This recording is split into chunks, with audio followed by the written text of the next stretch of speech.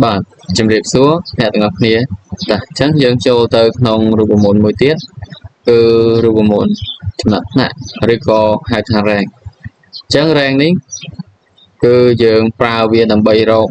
ចំណាត់ថ្នាក់ហ្នឹងឯងអញ្ចឹងដើម្បីប្រើ rank នឹងបានគឺយើងត្រូវដាក់សញ្ញាស្មើនៅខាងមុខជាមុនសិនបន្ទាប់មកយើងអុសទៅលើតម្លៃសរុបក៏បានឬក៏មធ្យមភាគក៏បាននៅក្នុងហ្នឹងគឺវាមានពីររបៀបនៅក្នុងការជ្រើសរើសយកមកធ្វើចំណាត់ថ្នាក់ហ្នឹងអញ្ចឹងរបៀបទី1ខ្ញុំយកនៅខាងសរុបចុះអញ្ចឹងខ្ញុំដាក់រូបមន្តសិន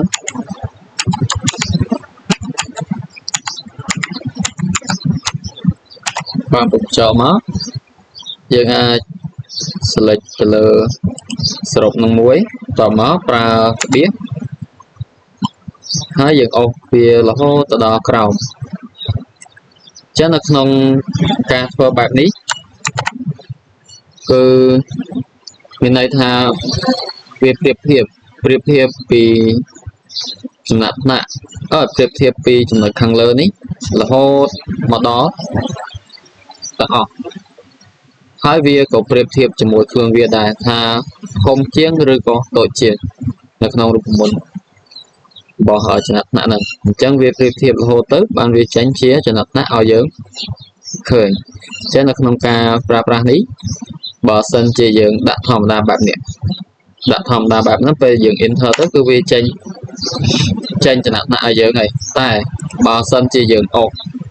មានន័យថាយើងអត់ចង់ធ្វើវាទៀត select លើវាមួយយើងអុសវាអញ្ចឹងពេលណាដែលយើងអុសវាបែបនេះគឺវាចេញអញ្ចឹងមកនេះជួនកាលក៏វាមិនជួនកាលទេគឺអត់ត្រូវតែម្ដងអញ្ចឹងដើម្បីធ្វើឲ្យត្រូវគឺយើងត្រូវដាក់លក្ខខណ្ឌមួយឬក៏ផ្ទាស់នៅនិមិត្តសញ្ញាចំនួន4ដើម្បីកុំឲ្យវារំកិលឬក៏ហៅថា rail ហ្នឹងតែចាំមើល rail មិនកើមិនពេលដែលយើងប្រើវាហើយយើង select លើទីតាំងដែលយើងចង់ select តបមកអបលើវាទាំងអស់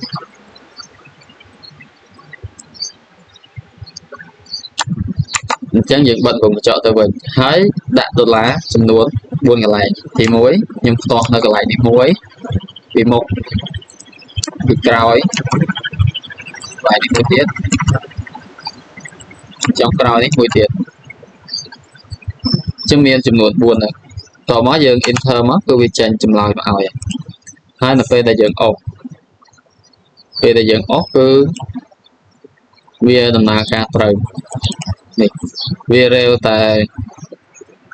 cell ខាងមុខទេអញ្ចឹងអា cell ខាងក្រោយគឺយើងផ្ទាស់វាកុំឲ្យ rail ហើយអញ្ចឹងចាំមើលមករបៀបទៀតតើ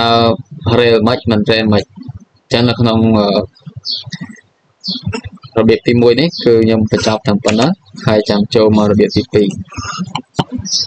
បាទអញ្ចឹងនៅក្នុងវិធីសាស្ត្រទី2គឺយើងប្រើរូបមន្តដដែលតែយើងបដូរទីតាំង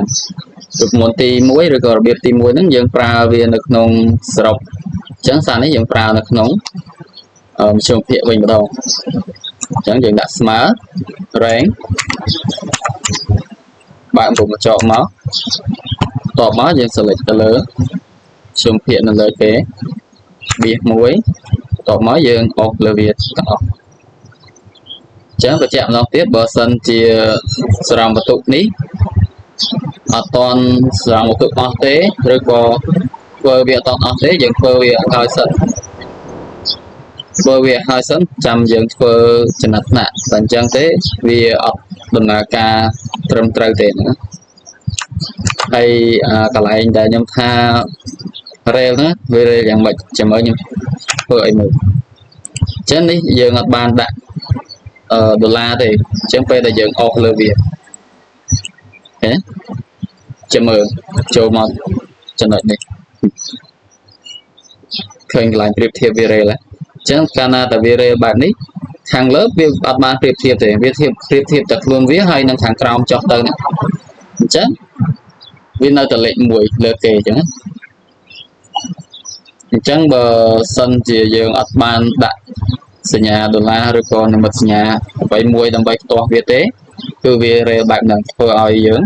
កណនីទៅវាអត់ត្រូវតើចឹងកន្លែងហ្នឹងគឺយើងត្រូវ select លើវាមកដាក់ដុល្លារ4កន្លែង1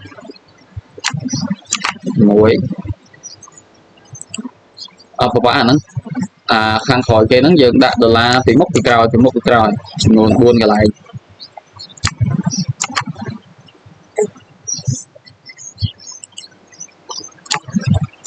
បែបនេះតោះមកយើង enter មកគឺវាចេញហើយតោះមកយើងអូសចូលមកក្រោមមកចឹងចម្លើយនៅក្នុងទីសាស្ត្រឬក៏របៀបធ្វើពីរហ្នឹងគឺដូចតែគ្នាទេចង់ប្រើទៅលើសរុបនេះក៏បានចង់ប្រើទៅលើ average ក៏បានដែរអញ្ចឹងជាចុងក្រោយគឺសូមអរគុណទៅដល់អ្នកទាំងអស់គ្នាដែលបានខិតខំតាមដាននៅក្នុងវីដេអូនេះពីដើមរហូតដល់ចប់អញ្ចឹងមានអីទៀតទេជម្រាបលាបាយបាយជួបគ្នានៅវីដេអូក្រោយទៀត